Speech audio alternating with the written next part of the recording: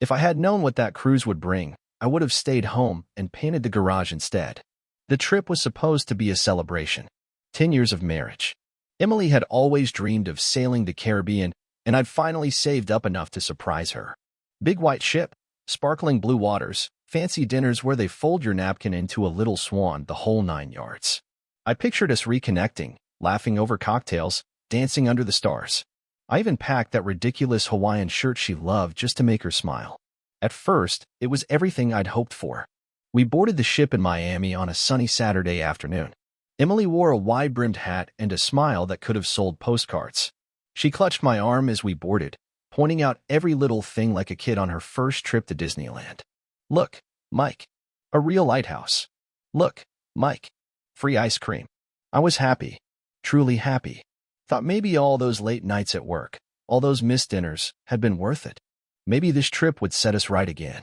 She even joked about getting seasick and needing me to play nurse, and we laughed like old times. But if there's one thing I've learned, it's that you never see the iceberg until it's too late. It started small. By the second night, Emily started wandering off. First, it was, "I'll just grab a drink at the bar. You go ahead to the buffet." Then it was, "I'm gonna check out the piano lounge. I'll meet you later." I didn't want to be that guy who hovered. She deserved some space, I told myself. After all, wasn't that what happy couples trusted each other with? At first, I didn't think much of it. We were on a ship with thousands of people. She just wanted to explore, right? One evening after dinner, I headed back to the cabin to grab my sunglasses. Sunset on the deck sounded perfect. As I turned the corner near the elevators, I caught sight of Emily. She wasn't alone. She was laughing a little too hard at something a man in a white linen shirt was saying. Tall guy, slick hair, the kind of tan you don't get from mowing your own lawn. She touched his arm as she laughed. A light touch, just a tap really, but I felt it like a punch to the gut. He was holding a drink, one of those colorful cocktails with a little umbrella in it. His posture screamed confidence, the kind that only comes from getting away with things. I didn't confront her. Not then. Not there. I told myself I was imagining things. That I'd had too much rum. That maybe she was just being friendly. After all, Emily had always been outgoing. She made friends in the grocery line. But once you see something, you can't unsee it. That night, I couldn't sleep. I stared at the ceiling, listening to the faint hum of the ship's engines and the soft rise and fall of Emily's breathing beside me. It should have been comforting. Instead, it felt like sleeping next to a stranger. The next day, I tried to shake it off. We went snorkeling near a coral reef. Emily laughed when a curious fish nipped at her toes. We held hands as we floated, the sun warming our backs. For a moment, I thought maybe I'd overreacted. But then he showed up again. There he was on the beach, tossing a football with some other guests. He spotted Emily and waved. She waved back, her smile too bright, too quick. It was like a secret handshake, invisible to everyone but me. The rest of the day passed in a blur. Emily forgot our couple's massage appointment, claiming she lost track of time at the spa. Later, she bumped into some folks and had dinner plans she couldn't get out of. I ended up eating alone that night, staring at the empty seat across from me, pushing shrimp around my plate. I started noticing little things. Like how she always ran into that same guy near the pool. How she suddenly needed space and time to journal. How her phone, usually buried at the bottom of her bag, was now glued to her side. I even caught her once, sitting in a deck chair, texting furiously and smiling to herself. When she saw me coming, she tucked the phone away like a magician hiding a trick. The worst part was, I still wanted to believe her. Still wanted to believe that she loved me. I told myself it was nothing. That I was being crazy. That if I accused her of anything without proof, I'd be the villain. But deep down, I knew. Something was happening. One night, after she'd gone for a walk, I decided to follow. I hung back, pretending to admire the view from the railing. I watched as she headed toward the aft of the ship, where the private lounges were. And then I saw him. White linen shirt, confident stride. He met her with a smile, a hand on her waist that lingered just a second too long. They disappeared through a door marked VIP Lounge, members only. My heart pounded. I stood there for a long time, staring at that door, feeling like a fool. I could have stormed in, could have made a scene. Instead, I walked away. Back to our cabin. Back to the bed we'd shared for a decade. I sat on the edge of the bed for a long time, staring at the floor. The cruise director's voice came over the intercom, cheerfully announcing karaoke night. Don't miss the fun. Come sing your heart out. I almost laughed. There I was, sitting in a dark cabin, heartbroken in half, while somewhere upstairs, my wife sang a different song entirely. This trip was supposed to save our marriage. Instead, it was sinking it. And the worst was yet to come. You ever have one of those dreams where you're screaming, but no sound comes out? That's what the next morning felt like. Emily was already up when I opened my eyes. She was humming to herself, folding clothes into neat little piles on the bed, acting like nothing had happened the night before. Like she hadn't just disappeared into a members-only lounge with a guy who definitely wasn't me. "Morning, sleepyhead," she chirped, tossing a rolled-up T-shirt into her suitcase. "We dock in Nassau today. I thought we could go check out the old forts or maybe rent scooters." Her smile was easy. Practiced. I sat up slowly, watching her like you might watch a snake you just realized was coiled up next to you. Everything about her felt off. Like she was playing a part and forgetting her lines. "Scooters sound fun," I said, my voice scratchy. "Did you have a good night?" She didn't miss a beat. "Oh, it was great. I bumped into some folks from the painting class." "You should have come." "Painting class." "Right. Because nothing says artistic expression like sneaking off with Mr. Linen shirt." I nodded like I believed her. Like I hadn't stood in the shadows, watching her disappear with another man. We spent the morning wandering through pastel streets and open-air markets. Emily bought a woven bag she didn't need and a bracelet she'd probably forget in a drawer back home. I took photos of crumbling forts and cannon-lined walls, pretending not to notice how often she checked her phone. The sun was hot, the drinks were cold, and for a few brief hours, I let myself get pulled along by the current. Maybe it was all in my head. Maybe I was just tired. Paranoid. But deep down, I knew better. After lunch, we found a quiet beach away from the crowds. The water was so clear you could see straight to the bottom. Emily stripped down to her swimsuit, a bright yellow one-piece that she'd picked out just for this trip. I couldn't help but notice how beautiful she looked. It hit me like a sucker punch. How do you love someone and hate them at the same time? We swam for a while. Floated. Said little. It should have been romantic. It wasn't. At some point, Emily swam back to shore, claiming she needed a nap.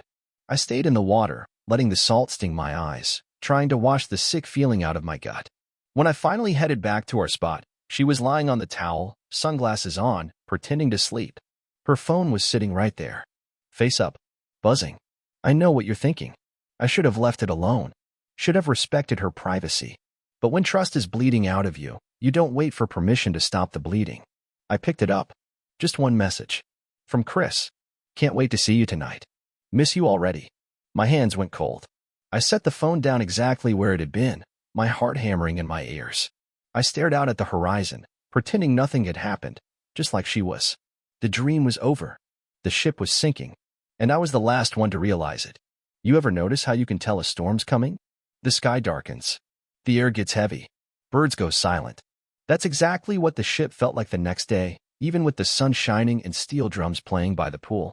Emily was extra cheerful that morning. She wore that blue sundress I loved and kept snapping selfies of us together. You'd think we were high school sweethearts on our first date, not two people standing on a sinking ship. "Smile, babe," she said, aiming her phone at me. I smiled, but it was like someone had flipped a switch inside me. That soft part that trusted her, that believed in our little world, it was gone. What was left was something colder. Not angry, not yet. Just detached. I started watching everything. Not just Emily, but everyone. The way Chris, because that had to be his name, right? Kept appearing nearby, casually leaning against railings, bumping into us at bars. Always just close enough to pretend it was coincidence. Always with that lazy smile. Emily tried to hide it. She really did. But there's a look people get when they're living two lives. A flicker in the eyes. A catch in the throat. She had it now. That afternoon, the ship held a tropical night party. Everyone in flower lace and coconut bras, conga lines snaking around the deck. Emily begged me to dance. "Come on, Mike. One dance." I let her pull me into the crowd. The music was loud and fast, and the sun was dipping low over the water, staining the sky orange. For a moment, it almost felt normal. She threw her arms around my neck and laughed, spinning us around clumsily. I caught her, our faces inches apart. "I love you," she said, breathless. I opened my mouth to say it back. I wanted to, but the word stuck, because over her shoulder, standing by the bar, was Chris, and he was watching us. Not angry, not jealous, smirking. like he already knew the ending to a story I was still reading. Later that night, after Emily said she was going to grab some towels and disappeared for nearly an hour, I made a decision. I wasn't going to confront her yet. I wanted to know everything first. If this ship was going down, I needed to know where the lifeboats were. So I started asking questions. Casually, like a guy making small talk. I struck up conversations with people Emily had met. The painting class folks. The spa ladies. The bartender who served the frozen margaritas she suddenly loved so much. Piece by piece, a picture started forming. Chris wasn't just another passenger. He worked on the ship, part of the entertainment crew. His job was to mingle with guests, make them feel special. He was good at it. Too good. Rumor had it he took mingling very seriously. Lonely wives, bored girlfriends, even a few older women with diamonds flashing on every finger. He knew what he was doing. And now, it seemed, Emily was just another name on his list. I spent the next day playing my part, holding her hand, laughing at her jokes, listening to her tell stories about all the amazing people she'd met, all while dying inside. We took a ferry to a tiny island for snorkeling. The beach was picture perfect. White sand, turquoise water, palm trees swaying lazily. Emily laid her towel out near the edge of the water, snapping more selfies, posting them online, no doubt with captions about blessed adventures and paradise with my love. I swam out to the reef alone, watched colorful fish dart around the coral, let the salt water sting my eyes and blur the world into something easier to bear. When I got back, Emily was chatting with someone under a beach umbrella. Chris. Of course. I watched them from the water, half submerged like a crocodile. They sat close. Too close. She laughed at something he said, tossing her hair the way she used to when we were first dating. I felt like I was watching a play where I'd been written out of the script. When she spotted me, she jumped up like she'd been caught stealing candy. Mike, there you are? Chris was just showing me pictures of his hometown. Pictures. Right. Cool, I said, forcing a smile that felt like it cracked my teeth. We gathered our stuff and headed for the ferry. Emily kept glancing back, probably hoping Chris was watching, probably wishing she could stay. That night, after she fell asleep, I sat on the balcony outside our cabin. The ship rocked gently, stars scattered like salt across the sky. I thought about everything. About the girl I met at a Halloween party 12 years ago. About our tiny wedding at the courthouse. About the house we bought. The late nights assembling IKEA furniture, the dreams we'd built. And now here we were. Me sitting outside alone, her dreaming about someone else inside. I should have been furious. But all I felt was tired. I pulled out my phone. Started Googling flights home. Because there are some storms you can't outrun. And some ships you just have to jump from before they drag you down. The next morning, something had shifted. Emily was glowing. Not just her usual tourist happy smile. This was different. Like someone who'd just been told a secret they couldn't wait to unwrap. She was already packed when I woke up. Our bags neatly stacked by the door. Her passport sticking out of her tote. Big day, she said, bouncing on her toes. We're docking in Key West. One last hurrah before heading home. Home. The words sat heavy in my stomach. I muttered something about grabbing coffee and slipped out of the cabin. I needed space. Air. On the upper deck, the early risers were already out, staking claims on the best chairs. The sea stretched forever, glittering under a sky so blue it hurt to look at. That's when I saw him. Chris. But he wasn't alone. Standing beside him was a woman. Tall. Blonde. Sunglasses perched on her head like a crown. She wore the uniform of the ship's VIP hosts, crisp white and navy blue. She was arguing with him, low and fierce, hands chopping the air. I slowed down, pretending to tie my shoe near a planter. Couldn't hear much. Just enough to catch a few words. Again, guests are complaining. If it happens one more time, you're done. Chris shook his head, laughed it off, threw his arm around her shoulder in a fake brotherly hug. She stiffened but let him. It was all an act. A well-rehearsed dance. He wasn't just some flirty crew member. He was a professional. A con man. And Emily had walked right into it. I spent the rest of the morning playing it cool. Emily dragged me around Duval Street, shopping for souvenirs we didn't need. She made me pose with a guy dressed as a giant rooster. Bought a round of frozen drinks at Sloppy Joe's. She even kissed me on the cheek in front of a bunch of strangers, laughing like everything was perfect. But I saw it now. All of it. Every touch, every smile, every fake, I love you. It wasn't for me. It was for her. For the story she was telling herself. That she wasn't betraying me. That she was just living a little. That she deserved this harmless adventure. Funny thing about lies, the first person you tell them to is always yourself. That evening, back on the ship, we had one last special dinner at the fancy steakhouse on deck 11. White tablecloths. Flickering candles. Waiters in black vests. Emily was radiant. Chatty. Ordering champagne for the occasion. She raised her glass. To us, she said. I raised mine too. Clinked it against hers. To us, I echoed. And then, just as she sipped her drink, I slid an envelope across the table. She frowned. Set down her glass. Picked up the envelope. Inside were two things. A photo. And a printed copy of a shipboard incident report. She pulled out the photo first. It was grainy, but clear enough. Emily and Chris, wrapped around each other on the back deck, kissing like teenagers behind the bleachers. She stared at it. Didn't speak. Then she unfolded the paper. It was a formal warning from the cruise line, addressed to Chris, detailing inappropriate relationships with passengers and multiple violations of company policy. Her hands shook as she read it. When she looked up at me, her face was pale. Mike, I can explain. Don't, I said, my voice low and calm. I wasn't angry anymore. I was done. I just wanted you to know, I continued, who you were risking everything for. She opened her mouth. Closed it. Opened it again. No words came out. I stood up, tossing a few bills on the table. Finish your dinner, I said. Or don't. Doesn't matter anymore. And then I walked out. Out of the restaurant. Out of whatever was left of our marriage. The ship sailed on through the night, cutting through the dark water like a blade. And somewhere behind me, Emily sat alone, finally seeing the shipwreck she'd caused. I didn't sleep that night. I sat out on the tiny balcony, the ocean just a black void in front of me, the humid air sticking to my skin. I kept asking myself the same question over and over. When did we lose each other? By sunrise, I had my answer. We didn't lose each other. She gave me away. And I was done pretending otherwise.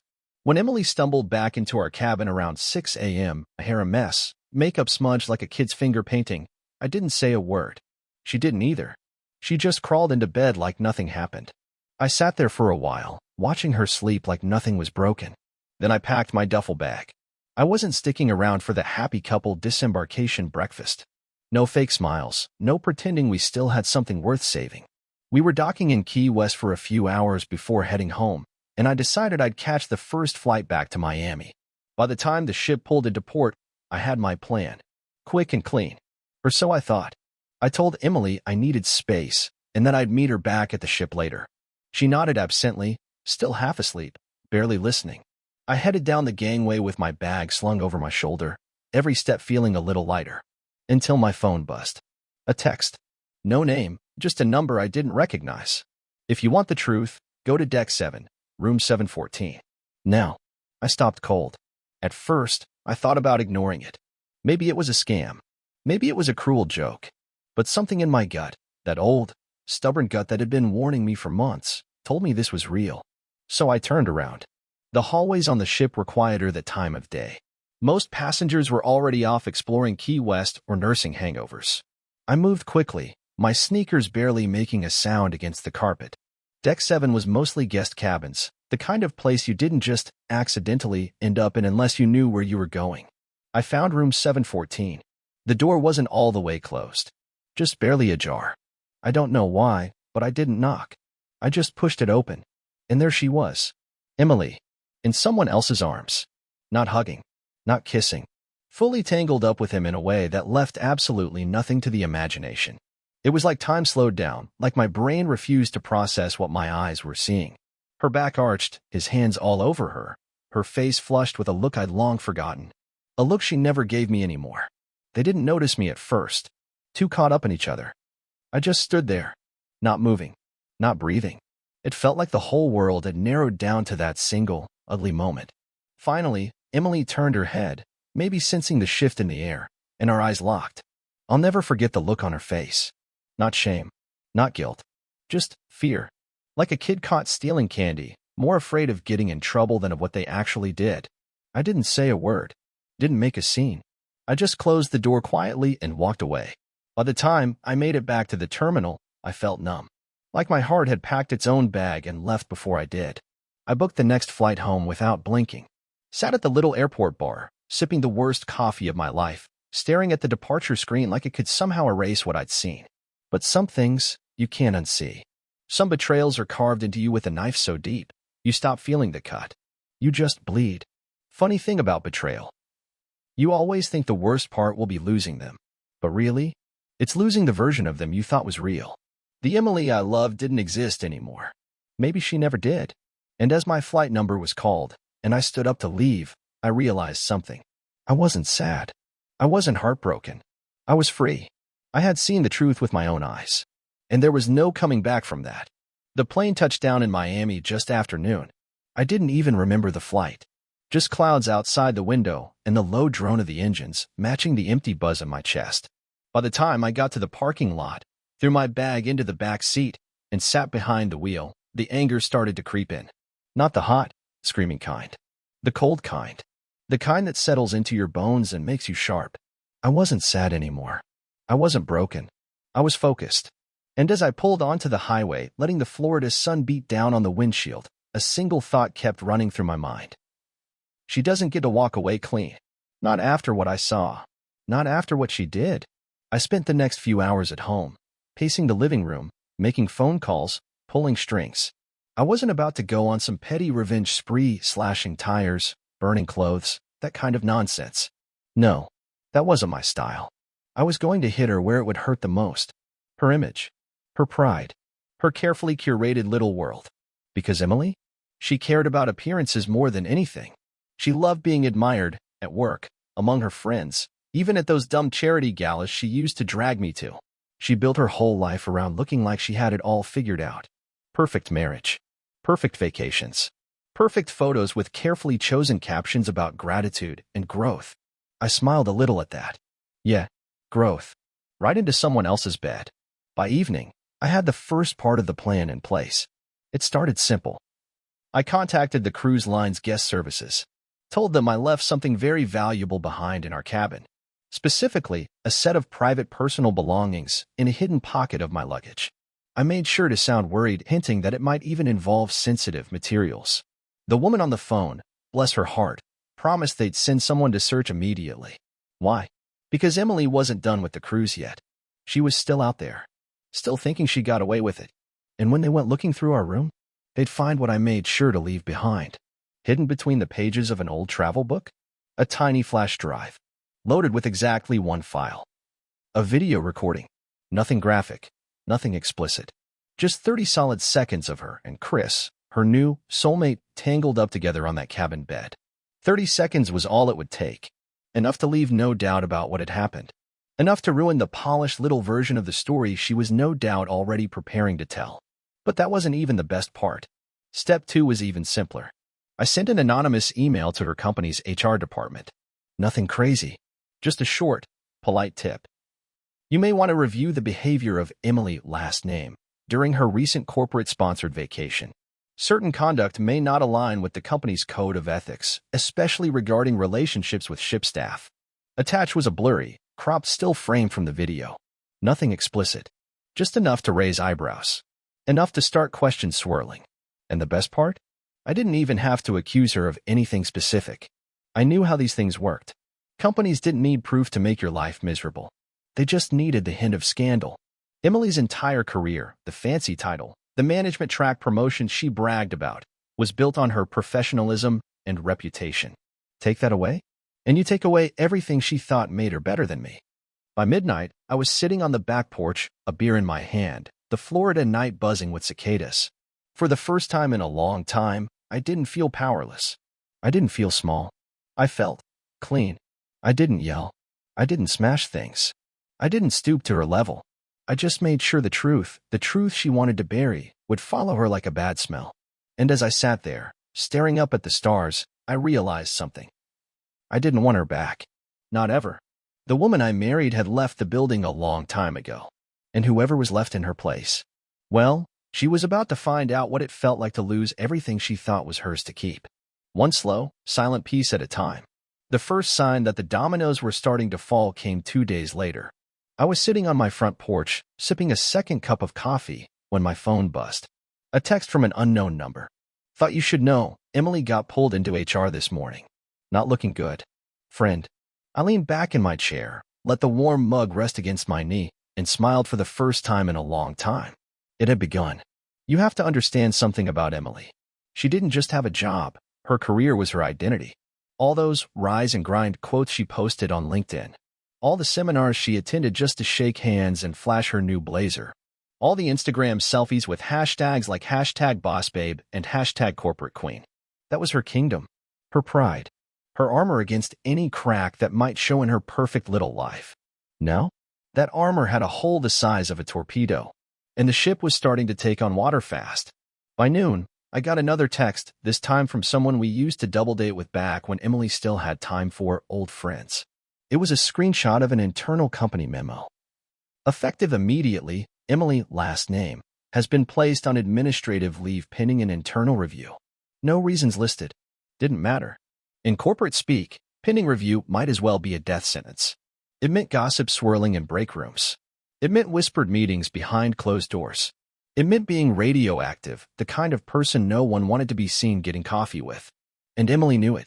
I could picture her sitting there at her desk, trying to hold it together, pretending she wasn't sweating bullets while the office air felt 5 degrees hotter around her. Trying to smile. Trying to act normal. While her whole carefully staged world tilted under her feet. That night, curiosity got the better of me. I logged into Facebook, an account I hadn't touched in months. It didn't take long. Her profile was still active, still curated, still sparkling with old pictures of perfect vacations, perfect dinners, perfect life. But something had changed. I clicked on her last post, a sunny shot of our cruise ship pulling away from the dock, captioned, "Fresh starts ahead." Underneath, the comments were brutal. Not openly, of course. No one ever says it directly. But you could read between the lines. Hope you're staying strong through everything, Red Heart. People aren't always who they pretend to be. Wishing you peace during this transition, folded hands. Some ships sink for a reason. Ouch. In Emily's world, where everything was about perception, this was a bloodbath. And she knew it. The next morning, my phone rang again. An old college buddy, someone who still worked with a major event planning company Emily had ties to. He didn't waste time. "Mike, just a heads up," he said, his voice low like we were trading government secrets. "Your ex, or whatever she is now, yeah, she's being blackballed. Word's out. No more invites. No more panels. Nothing." "Appreciate it," I said, keeping my voice casual. But inside, it was like breathing clean air for the first time in months. It wasn't just the job. It wasn't just the events. It was everything. Like a slow-motion avalanche, her world was crumbling piece by piece. I heard the cruise company quietly removed her and Chris from their staff guest list. One of Emily's best friends unfollowed her on Instagram. A tiny thing, but trust me, in her universe, that was nuclear. The charity gala she loved hosting every spring, her name vanished from the committee roster. Even her gym, the trendy one downtown where she loved to network, quietly canceled her renewal due to a conduct review. It was death by 1,000 little humiliations. Exactly the way she had once feared the most. Not fast. Not dramatic. Just a slow, public unraveling she couldn't stop. As for me, I didn't gloat. Didn't post anything. Didn't brag. I just lived my life. Went for walks without my phone buzzing. Ate dinner without checking the clock to see if she was coming home late. Sat in my backyard and let the sun bake into my skin without wondering if she was lying to me again. Freedom didn't feel like fireworks. It felt like peace. Quiet, steady, undramatic peace. And honestly, it was the sweetest feeling I'd ever known.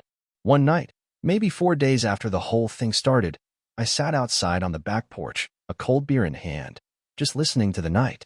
Somewhere, Emily was probably spinning her wheels, trying to craft a new narrative, trying to find someone, anyone to blame. But it didn't matter anymore. She wasn't my problem. Her downfall didn't need me to push. It was gravity now. I had built something solid once, a life, a home, a future, and she had treated it like it was disposable.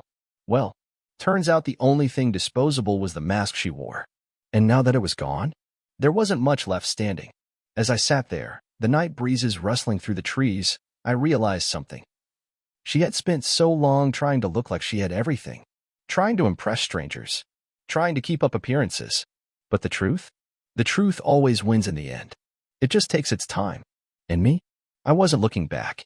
The real fresh start, the one she pretended to want, it was mine now. It didn't need hashtags. It didn't need staged photos. It just needed one good, honest breath of air. And that night, on my porch, beer in hand, and no lies weighing down my heart, I finally took it.